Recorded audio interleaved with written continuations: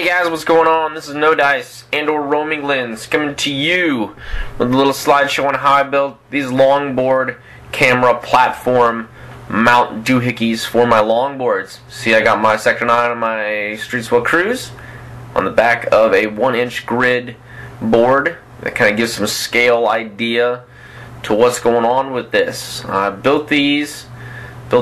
this idea so I can mount the adhesive flat pieces anywhere on this board without tearing up the board themselves.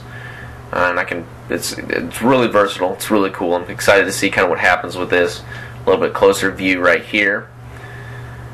The top ends of it. I'm getting ready to go to the back ends here. Kind of shows the bottom. And I actually measured all of this from the bottom. I wanted to, because it's going to go, part of the bottom, you don't want it to boot up against those trucks. Here's all the power tools I used. I got a drill, jigsaw, and some drill bits, extension cord. When you are going to the store, and you want to remember what kind of jigsaw you have. You have a T-shank or you have a U-shank. When you go into the hardware, they're going to ask you. I was clueless. I got lucky. I think it worked. I got to chop the acrylic, so we're going to say it's a T-shank. Here's for hoping. So that's something to kind of think of. Also, you're going to want to pick up some markers. And make sure you measure your board to get the thickness right so you buy the right size hardware. You don't want to buy too long of screws. I got some Loctite acrylic glue, T-shank acrylic saw blades, acrylic markers, old inner tube, doesn't work now anyways, and a ruler to measure everything with. Once again, that measurement thing, you want to know how thick this is going to be so you don't get bolts and hardware that are too long or too short. You don't want those things hanging off extra. This is what I used, some lock nuts and some socket head cap screws. I wanted to use hardware that would match up with the tools I already own.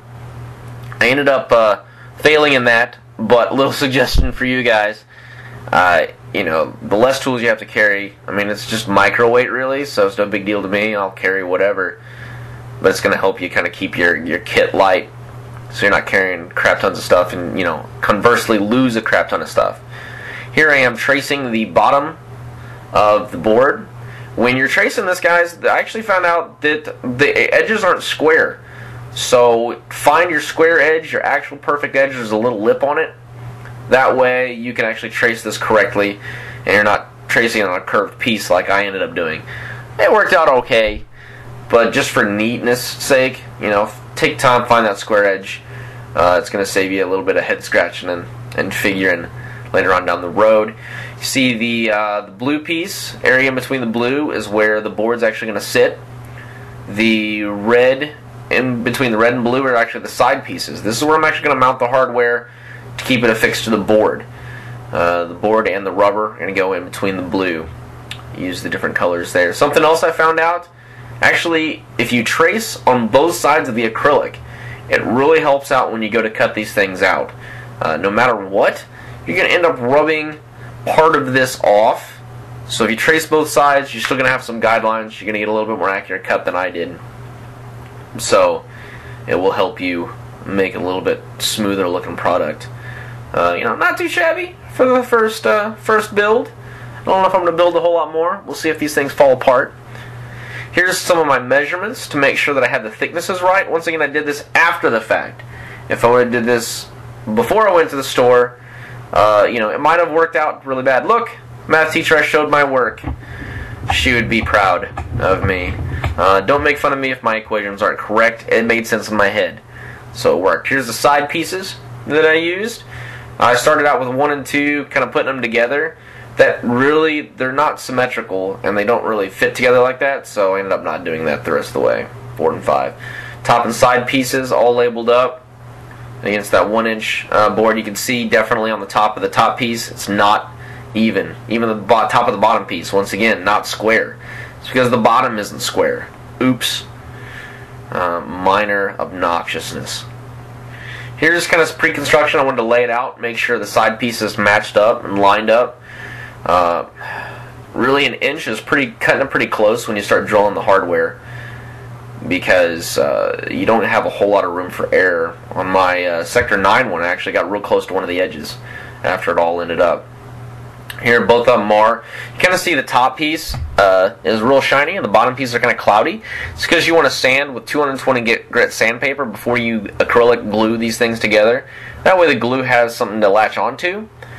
Also, I wipe it down after I get done sanding it to get the dust off with rubbing alcohol. Rubbing alcohol dries really, really fast, so you are not going to be waiting for it to dry if you dry it off with regular water. Kind of a little tipper for you. Something I thought about. Here is when all the hardware I'm going to use. I've already got it all acrylic. I haven't drilled the holes yet. The holes I tried to drill as much as I could, right in the center there.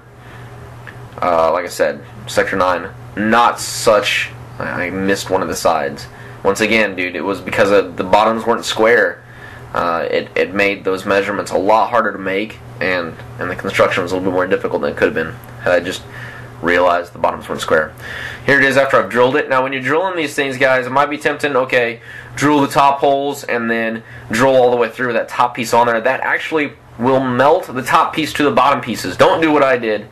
Actually, I drilled the top one and then kind of got the starter hole started on the side pieces and then took that top piece completely off to finish drilling all the way on the bottom. Because like I said, it will melt that top piece to the bottom pieces, and then there's the bottom right there, and then your hose, because you got to tear it all up, or gently pry it off like I did to keep it from cracking all the heck. So there's the bottom with the lock nut screws. Haven't really decided if I like those yet. Shut up, Odie. That's my cat meowing at me. Alright, so once again, don't drill all those pieces together, or at least the top and the bottom pieces together. Drill your guide holes, and then take the top piece off and drill the bottom. Here's got my rubber laid out. It's going into the blue section there, in between the blue where the board's going to go. Make sure you test your glue. Also, here it is drying it. I use paper towels to keep the runoff from drying onto my boards. So then I have permanent LongBoard camera platforms, affixed to my boards, which is not cool. If I'm not feeling like filming, I don't want them stuck to my board or tearing it off every time I pull them off. That's kind of the finished product. Had to let it dry a little bit, give it some time, dudes. Another thing, make sure you're testing your glue to make sure that's not eating your rubber or anything like that. It sucked to get all this stuff made and then used crappy glue so that it doesn't actually stick to your, it actually weakens the materials. Here it is with the plates, the self-adhesive things stuck to the things. I can stick these wherever I want to on that piece. I just kind of had a few plates, so I just stuck it to the center to the side, test it out. But I can put those anywhere on there. That's why I built this thing. It gives me some more versatility where I can put those plates. They're not stuck to my board all the time, so I can move them around a little bit. Kind of see I screwed a little too tight on the bottom plates there. Caused some cracks, but pretty solid. There it is with the camera. Final product. Should have some upcoming things. Sorry if I said too many times. I tried to cut it down. This is like my 10th take.